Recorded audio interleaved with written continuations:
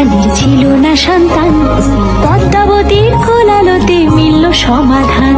বছর যেতে জন্ম নিল 7 ছেলে 1 মেয়ে, হয় খুশির আকাশ হঠাৎ কালো মেঘে গেল ছেয়ে।